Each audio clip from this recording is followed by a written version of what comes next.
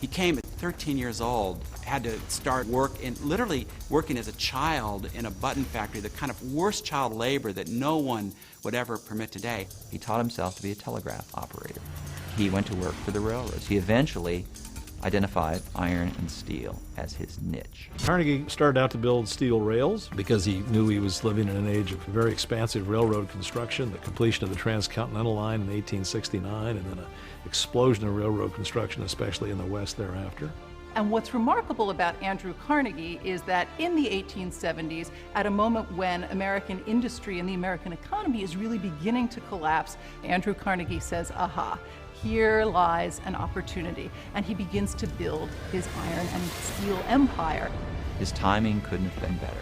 It was steel that built American cities. It was steel that built American railroads. It was steel that built American shipping. By the beginning of the 20th century, he was one of the wealthiest men in America. Carnegie said again and again and again in his own lifetime that he regarded himself one of the luckiest people who'd ever lived. And he, in a sense, marveled at his own good fortune. Andy Carnegie is one of the world's greatest messengers. He works for a telegraph company, but he's got great ambitions, and he teaches himself Morse code and quickly becomes the fastest operator in Pittsburgh. Tom Scott, who is the superintendent for the Pittsburgh division of the Pennsylvania Railroad, needs the best telegraph operator he can find, and he hires Andy Carnegie. Carnegie learns an awful lot from him. And one of the things Carnegie learns from Tom Scott is how to make money. Carnegie, he becomes one of the key individuals who builds bridges up and down the Mississippi River. But as soon as he gets into the iron rail business, he understands that iron is not strong enough.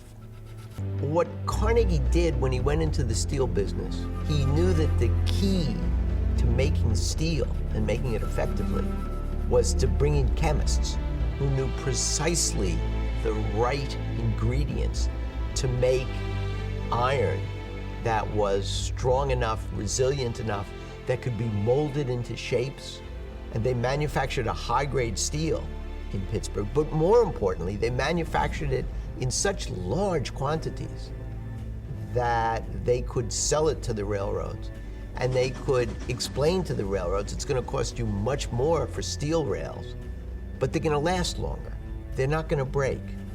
When he goes into steel, there is not yet the demand for the product that he's going to turn out. When he goes into steel, he's looking 5 years into the future. Carnegie is the first American hero. He is our self-made hero. He starts with nothing and builds an empire and gives away millions to make the nation that had greeted him and in which he had made his fortune a better place.